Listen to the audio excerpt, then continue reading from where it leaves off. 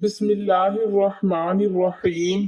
عمر بن حشام مشرکین مکہ کا سردار تھا۔ مشرکین کے تمام قبائل میں اسے احترام کی نگاہ سے دیکھا جاتا تھا۔ عمر ابن حشام قریش میں ابو الحکم دانش قاطع کے لقب سے جانا جاتا تھا، مگر اسی ابو الحکم کو اپنی کوڑ چشمے کے سبب دربار رسول صلی اللہ علیہ وسلم سے ابو جہل کا لقب ملا۔ اب بھی یہ عالم ہے کہ اگر کسی شخص کو ابو جہل کہہ کر پکارا جائے تو وہ مرنے مارنے پر تل جاتا ہے، ایسا غرور والا کہ مرتے مرتے بھی کہہ مرا کہ میرا سر گردن سمیت کاٹنا تاکہ دیگر سروں کے درمیان ممتاز رہے۔ ایک دن ابو جہل نے نبی اکرم صلی اللہ علیہ وسلم کی شان میں گستاخی کرتے ہوئے آپ پر مٹی پھینکی اور پھر آپ کا سر مبارک زخمی کر دیا۔ اس وقت ایک لونڈی یہ سارا ماجرا دیکھ رہی تھی۔ اسی شام جب آپ کے عزیز چچا حضرت حمزہ رضی اللہ تعالی عنہ، جو انتہائی بہادر اور طاقتور انسان تھے، شکار سے واپس آئے تو اس لونڈی نے یہ سارا ماجرا ان کو بتایا۔ نبی پاک صلی اللہ علیہ وسلم کے سر مبارک کے زخمی ہونے کی خبر نے آپ رضی اللہ تعالی عنہ کو چراغ پکڑا دیا اور آپ ابو جہل کو ڈھونڈنے نکلے۔ وہ اس وقت خانہ کعبہ میں موجود تھا۔ حضرت حمزہ نے اپنی کمان زور سے اس کے سر پر ماری۔ اس کے بعد حضرت حمزہ آپ صلی اللہ علیہ وسلم کی خدمت میں حاضر ہوئے اور کہا، بھتیجے، میں نے ابو جہل سے تمہارا بدلہ لے لیا ہے۔ یہ بات سن کر نبی اکرم صلی اللہ علیہ وسلم نے فرمایا، چچا جان، مجھے زیادہ خوشی اس وقت ہوگی جب آپ ایمان لے آئیں گے۔ یہ بات سن کر حضرت حمزہ کلمہ پڑھ کر ایمان لے آئے۔ غور کیجئے کہ حضرت حمزہ کی محبت میں سرشار تھے۔ اللہ کے نبی جب بھی دنیا میں آئے، اہل کفر باطل نے ان کا نہ صرف انکار کیا بلکہ ان کے راستے میں ہر طرح کی رکاوٹیں کھڑی کی۔ اتنے ہی انبیاء کرام کو ان کی قوموں نے شہید کر ڈالا۔ حضور نبی کریم صلی اللہ علیہ وسلم کی بھی بہت زیادہ مخالفت کی گئی۔ ایک صحابی بیان کرتے ہیں کہ ایک دفعہ حضور اکرم صلی اللہ علیہ وسلم مسجد حرام میں تھے اور نماز کی ادائیگی میں مصروف تھے اور نماز میں طویل سجدے فرما رہے تھے۔ اس وقت کے کچھ سرکردہ افراد بھی خطیب میں بیٹھے ہوئے تھے۔ ان میں ابو جہل، شیبہ بن ربیعہ، عتبہ بن ربیعہ، عقبہ بن ابی معیط، امیہ بن خلف اور دو مزید افراد یعنی کل 7 افراد شامل تھے۔ ابو جہل نے کہا، تم میں سے کون ایسا ہے جو فلاں جگہ جائے جہاں کچھ قبائل جانور ذبح کیے ہوئے ہیں اور وہ جانور کی اوجڑی ہمارے پاس اٹھا لائے، ہم وہ اوجڑی محمد صلی اللہ علیہ وسلم پر ڈال دیں۔ ان میں سے سب سے بدبخت اور کوہ دماغ عقبہ بن ابی معیط اٹھا اور اس نے وہ اوجڑی لا کر پیکر نظافت حضور اکرم صلی اللہ علیہ وسلم کے کاندھوں پر ڈال دی۔ آپ اس وقت حالت سجدہ میں تھے، میں وہاں قریب ہی کھڑا تھا، مجھے کچھ کہنے کی ہمت نہ ہوئی، میں تو اس وقت اپنی حفاظت پر بھی قادر نہیں تھا، میں کسی کو خبر کرنے کے لیے وہاں سے جانے ہی والا تھا۔ اسی اثناء میں حضرت سیدہ فاطمہ بنت رسول صلی اللہ علیہ وسلم تک یہ خبر پہنچ گئی۔ آپ دوڑی ہوئی آئیں اور حضور کی پشت مبارک سے اوجڑی کو اتار دیا۔ آپ صلی اللہ علیہ وسلم نے اس اذیت کے باوجود اپنی عادت مبارکہ کے مطابق سجدہ پورا کیا۔ اس کے بعد آپ مسجد حرام سے باہر تشریف لے گئے۔ راستے میں آپ کی ملاقات ابو البختری سے ہوئی جس کے بغل میں کوڑا دبا ہوا تھا۔ اس نے آپ کے چہرے انور پر ملال کے آثار دیکھے تو پوچھا، کیا ہوا؟ آپ نے فرمایا، مجھے جانے دو۔ اس نے کہا، نہیں، میں آپ کو نہیں جانے دوں گا جب تک آپ مجھے ساری بات نہیں بتا دیں گے۔ مجھے محسوس ہو رہا ہے آپ کو کوئی بڑی تکلیف پہنچی ہے۔ اس کے اصرار پر آپ نے تمام ماجرا کہہ سنایا۔ اس نے کہا، آئیے میرے ساتھ مسجد چلیے۔ نبی اکرم صلی اللہ علیہ وسلم اس کے ساتھ مسجد میں داخل ہوئے۔ ابو البختری نے ابو جہل کے سر پر وہ کوڑا رسید کر دیا۔ اس پر کافروں میں آپس میں ہاتھا پائی شروع ہو گئی۔ ابو جہل چلایا اور بولا،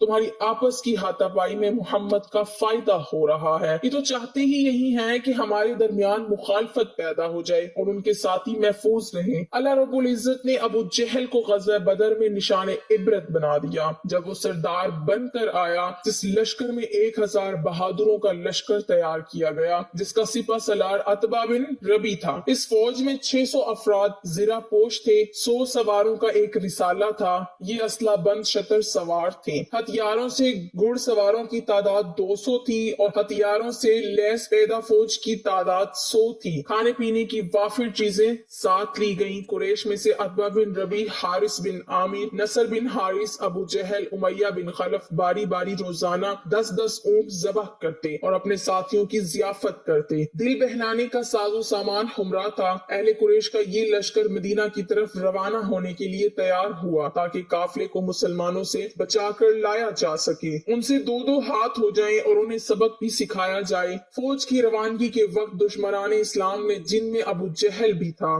کعبے کی دیوار پر ہاتھ رکھ کر دعا مانگی، اے رب کعبہ، دونوں میں سے جو دین تجھے زیادہ پسند ہو، ان میں سے جو لشکر اعلیٰ ہو، دونوں جماعتوں میں سے جو جماعت زیادہ تکنے والی ہو، اور دونوں گروہوں میں سے جو گروہ زیادہ معزز ہو، فتح کا صحرا اس کے سر پر باندھنا۔ اہل قریش یہ دعا مانگتے ہوئے یہ جان رہے تھے کہ وہ حق پر ہیں اور آپ کے اصحاب کرام حق پر نہیں ہیں، جبکہ وہ سب کفر اور شرک میں مبتلا تھے۔ دشمنان اسلام کا فوجی قافلہ مکہ سے بدر کی جانب روانہ ہوا۔ ابھی قریش کا لشکر راستے ہی میں تھا کہ دوسرے قاصد نے آ کر خبر دی کہ ابو سفیان اپنے قافلے کو خطرے سے نکالنے میں کامیاب ہو گیا ہے اور وہ ان قریب بحفاظت مکہ پہنچ رہا ہے۔ اس خبر سے لشکر قریش میں اختلاف پیدا ہوا۔ ایک گروہ کہہ رہا تھا اب لڑنے مرنے سے کوئی فائدہ نہیں، مگر واپس لوٹ چلو، مگر دوسرا گروہ واپس لوٹنا نہیں چاہتا تھا۔ اس کی خواہش تھی کہ ہر حال میں مسلمانوں کا مقابلہ کیا جائے۔ ان میں ابو جہل پیش تھا۔ اس اختلاف کی وجہ سے گروہ کے کچھ لوگ واپس لوٹ گئے۔ ابو جہل، عتبہ، امیہ بن خلف اور ان کے ہم خیال مدینے کے مہاجرین اور انصار کا زور توڑنے کے لیے بدر کی جانب بڑھے۔ اب ان کی تعداد 950 تھی۔ نبی برحق محمد رسول اللہ صلی اللہ علیہ وسلم حالات سے ہر وقت باخبر رہتے۔ آپ کے علم میں یہ بات آ چکی تھی کہ ابو سفیان کا قافلہ مدینے کے پاس گزر رہا ہے اور اس قافلے کی مدد کے لیے اہل قریش کی مسلح فوج مدینے کی طرف روانہ ہو چکی ہے۔ یہ مدافعت کا وقت تھا،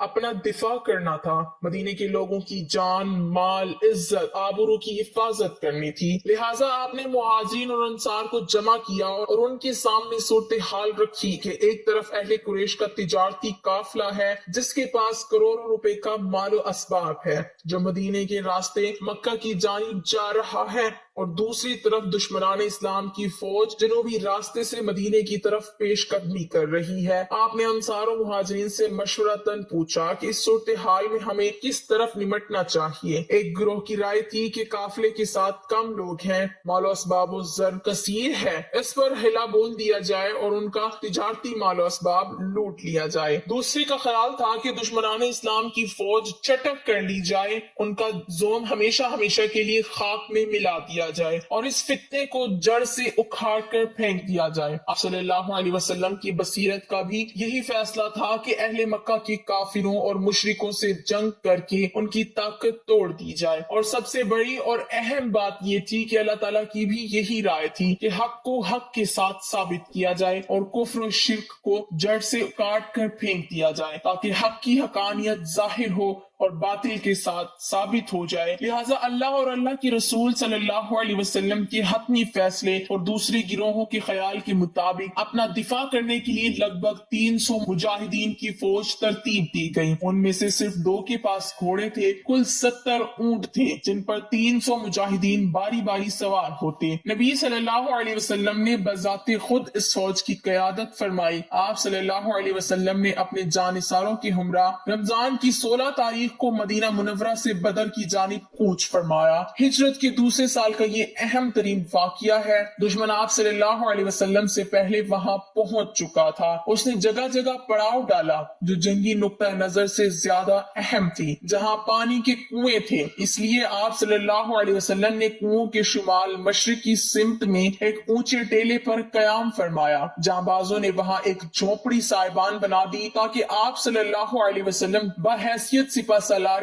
اعظم وہاں سے میدان جنگ کا مشاہدہ کر سکیں، حالات کا جائزہ لے سکیں اور وقتاً فوقتاً ہدایت جاری کر سکیں۔ سامنے نشیب میں کفاران مکہ، مشرکین قریش اور دشمنان اسلام کا پرشکوہ لشکر پڑاؤ ڈالے ہوئے تھا۔ ان کی تعداد، ساز و سامان دیکھ کر اور یہ جان کر کہ زمین ریتلی ہے جس میں پاؤں دھس جاتے ہیں، یہ سوچ کر کہ دشمن کے پاس سواریاں ہیں اور اپنے پاس سواریاں ہیں مگر ناکافی، اور یہاں تک تلوار ہے تو ڈھال نہیں اور ڈھال ہے تو تلوار نہیں۔ ان عوامل کی وجہ سے مجاہدین کے حوصلے پست ہو رہے تھے، جو مدینہ منورہ سے نکلتے وقت یہ سوچ رہے تھے کہ انہیں زبردستی موت کے منہ میں دھکیلا جا رہا تھا۔ اب انہیں اپنی شکست اور موت اپنی آنکھوں کے سامنے دکھائی دے رہی تھی، لہٰذا ان کی ڈھارس باندھنا ضروری تھا تاکہ دشمنوں کا مقابلہ کرتے وقت وہ ثابت قدم رہیں اور بے خوف دشمن کا مقابلہ کریں۔ اللہ تعالیٰ نے ان کی ذہنی اور نفسیاتی کیفیت اس طرح تبدیل کی کہ ان کی اس طرح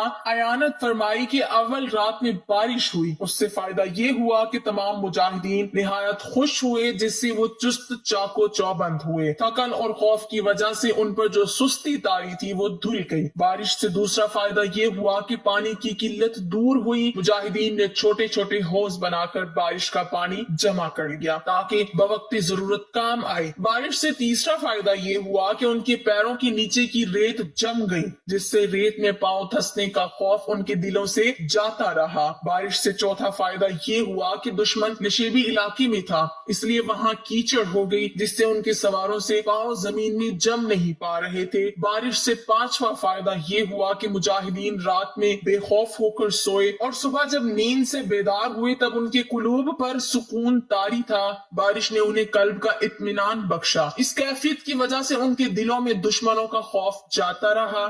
اس طرح یہ بارش مسلمانوں اور مومنوں کے لیے باعث رحمت اور کافروں کے لیے باعث زحمت ثابت